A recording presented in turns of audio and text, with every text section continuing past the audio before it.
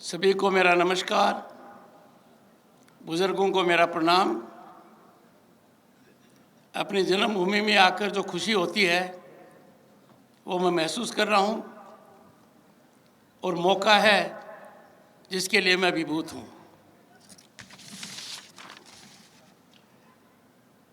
विवेकानंद केंद्र कन्याकुमारी के अध्यक्ष श्रद्धेय आदरणीय ए बालाकृष्णन जी और मैं उनका अत्यंत आभारी हूँ।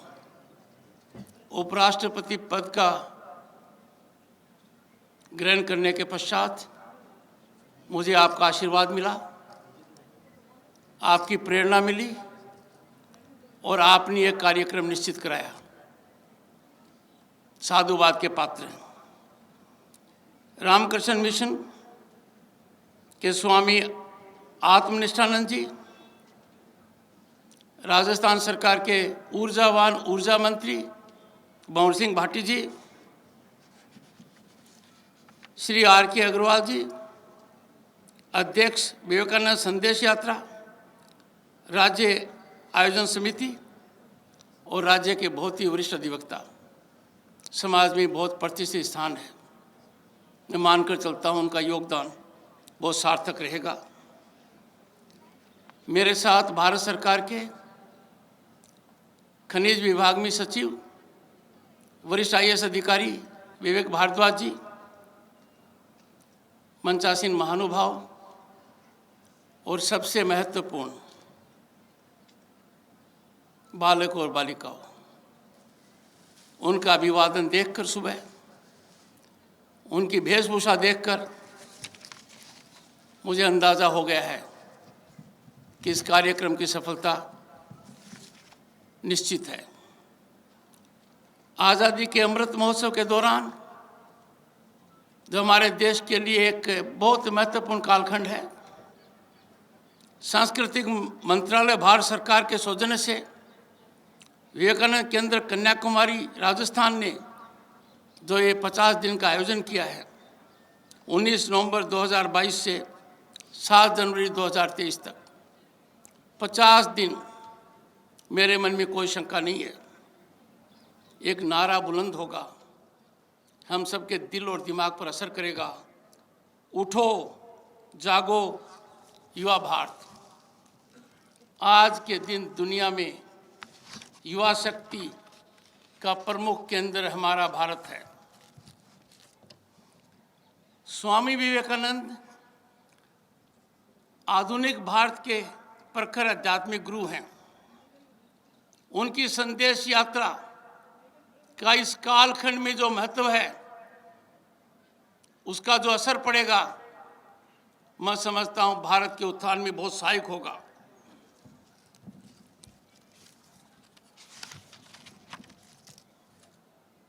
ये सुयोग है कि यात्रा का शुभारंभ, जैसा अध्यक्ष जी ने कहा, एकनाथ रानडे जी की जयंती के दिन हुआ है और ये भी बहुत ही सुखद संयोग है, खेतरी की पुण्य भूमि से इसकी शुरुआत हो रही है। जब देश का निर्णय हुआ, बहुत विवेकपूर्ण हुआ। विवेक और आनंद हमें दोनों मिला, जो विवेकानंद के नाम में निहित है। और राष्ट्रीय युवा दिवस विवेकानंद जी की जयंती पर मनाया जाता है। ये बहुत ही सिग्निफिकेंट डेवलपमेंट है। हमारी युवा शक्ति के लिए हम वो सब साधन उपलब्ध करें कि वो अपने टैलेंट और पोटेंशियल को पूरी तरह एक्सप्लॉइट कर पाए। और मुझे कहते हुए हर्ष होता है कि आज के दिन नीतियों की वजह से एक ऐसे भारत का निर्माण हुआ है जहाँ युवा को अपनी शक्ति दिखाने के अनेक अवसर मिल रहे हैं। भारतीय युवाओं की वजह से आज के दिन देश और दुनिया में भारत ने वो स्थान प्राप्त किया है जो दुनिया के किसी भी देश को नहीं है।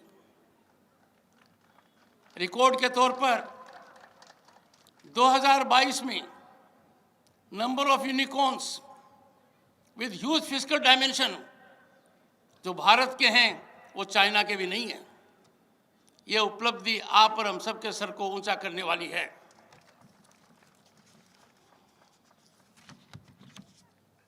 इस यात्रा का महत्व आज़ादी के अमृतकाल में बहुत ज़्यादा है। आज के दिन हमें समझने की आवश्यकता है, जब पूरा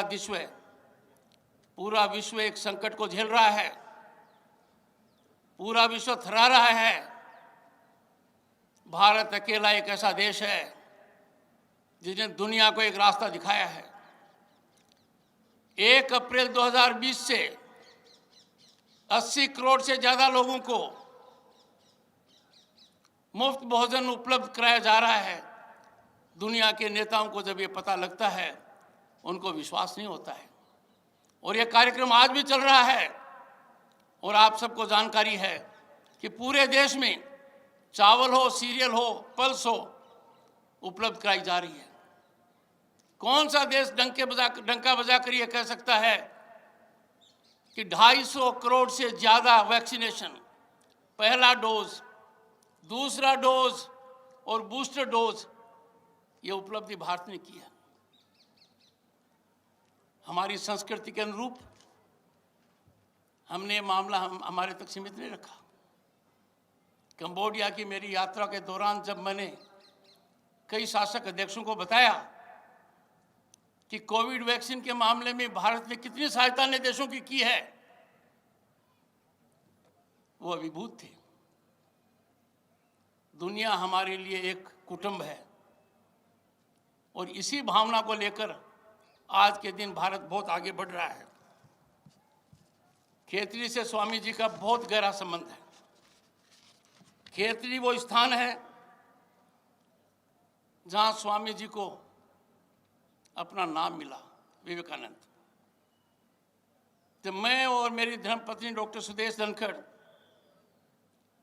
अमेरिका गए, शिकागो में हम उस स्थान पर गए एक से ज़्यादा बार, जहां दुनिया में भारत का डंका बजाने का काम स्वामी जी ने किया। स्वामी जी का शिकागो का भाषण आज भी हमारे कानों में गूंजता है, जब उन्होंने कहा brothers and sisters of America, तो एक तरीके से बहुत बड़ा संकेत उन्होंने हमारी संस्कृति का दिया। स्वामी जी ने 11 सितंबर को जो बात कही, उसका एक अंश मैं आपके समक्ष रखूंगा। आई कोट, और ये स्वामी जी के शब्द हैं। हमें इन शब्दों पर गहरा ध्यान देना चाहिए, चिंतन और मंथन करना चाहिए कि उस महापुरुष ने उस कालखंड में अमेरिका में जाकर विश्व के धर्म संसद के अंदर इस बात को गूंज से कहा। आई कोट, स्वामी जी के शब्द हैं। मुझे गर्व है कि मैं उस धर्म से हूं जिसने दुनिया को सहिष्णुता और सार्वभौमिक स्वीकृति का पाठ पढ़ाया है।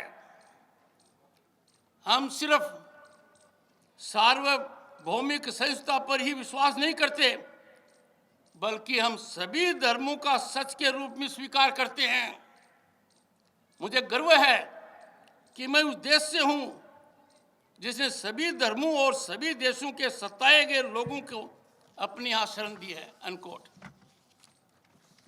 ये शब्द नहीं है, ये हमारी ऐतिहासिक पृष्ठभूमि है। भारत वो देश है जिसने कभी किसी दूसरे की 1 इंच भूमि लेने का भी प्रयास नहीं किया। हमने आक्रमण बर्दाश्त किए हैं, हमने हमारे संस्कृति के ऊपर कुठाराघात देखा है, पर आपको एक उदाहरण नहीं मिलेगा जब किसी ने हमारी संस्कृति में विश्वास व्यक्त करते हुए किसी और के धर्म पर प्रहार किया हो। जो बात स्वामी जी ने कही वो आज भी सार्थक है। सबसे बड़ी प्रसन्नता का विषय है, और ये मैंने पुस्तिका में अंकन किया है, स्वामी जी का सपना साकार हो रहा है। स्वामी जी ने जो परिकल्पना की थी वो आज के दिन ज़मीनी हकीकत है। इसके दो उदाहरण देता हूं मैं आपको। जब आप लोगों का मुझे भरपूर आशीर्वाद मिला, आप लोगों की बदौलत 1989 में मैं लोकसभा पहुंचा, तो उस समय आपके सांसद को 50 गैस कनेक्शन मिलते थे। 50 गैस कनेक्शन, और वो उसकी एक ताकत मानी जाती थी कि वो 50 गैस कनेक्शन किसको देगा। वर्तमान शासन व्यवस्था कितनी क्रांतिकारी है कि 18 करोड़ से ज्यादा गरीब परिवारों को तो मुफ्त गैस कनेक्शन दिए गए हैं। आप एक अंदाजा लगाइए, एक सांसद को 50 गैस कनेक्शन, उसकी ताकत थी, और 18 करोड़ से ज्यादा को देना। मुझे खुद को अंदाजा है 79-80 के आसपास बैंक का कर्ज लेना कितना मुश्किल होता था। अकाउंट नहीं खुलता था। 40 करोड़ से ज्यादा अकाउंट खुलना, और वो भी लोगों के घर जाकर, एक बहुत बड़ी उपलब्धि है। हम कहां से कहां तक आ गए, इस नज़ारे का हमें आनंद लेना चाहिए। पहले क्या होता था, लंबी लाइनें होती थी। बिजली का बिल जमा कराएंगे तो भी लंबी लाइन है, कोई फार्म लेंगे तो भी लंबी लाइन है। इतने विशाल देश में, इतने बड़ी जनसंख्या वाले देश में कितनी बड़ी डिजिटल क्रांति आई है। लाइनें खत्म हो गई हैं। देश के हर किसान को साल में 3 बार, बिना किसी बिचौलिए के, बिना किसी ह्यूमन इंटरफेस के, उसके खाते में धन आता है।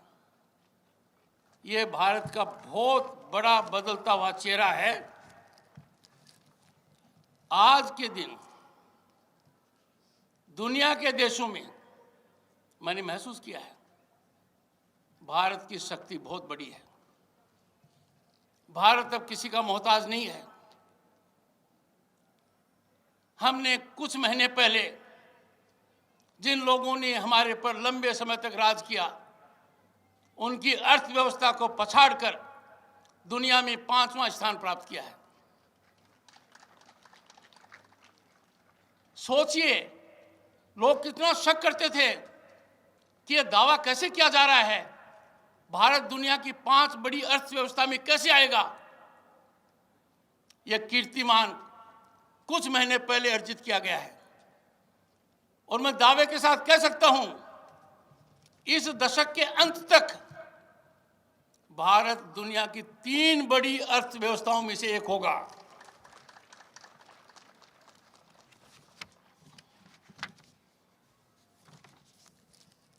ऐसी परिस्थिति में कई बार मुझे लगता है,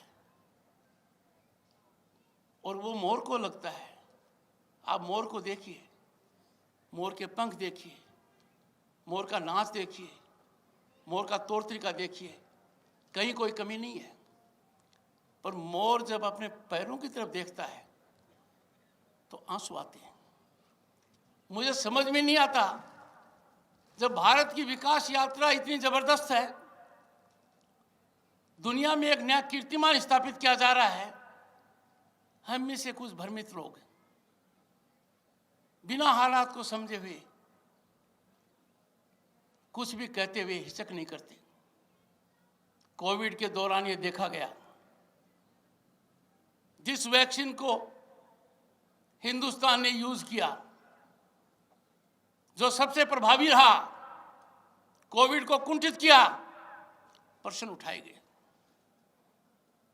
मैं आज हर नवयुवक और हर नागरिक और मीडिया के लोगों से आह्वान करूंगा, आकलन कीजिए। कोई बात है, निश्चित रूप से उजागर कीजिए, but please don't underestimate our achievements. Let us not belittle our accomplishments, क्योंकि दुनिया के किसी भी मापदंड पर जो भारत ने बहुत ही कठिन काल में अर्जित किया है, उसका फायदा हर भारतीय को तो मिला है, पर पूरी दुनिया में इसकी सराहना है।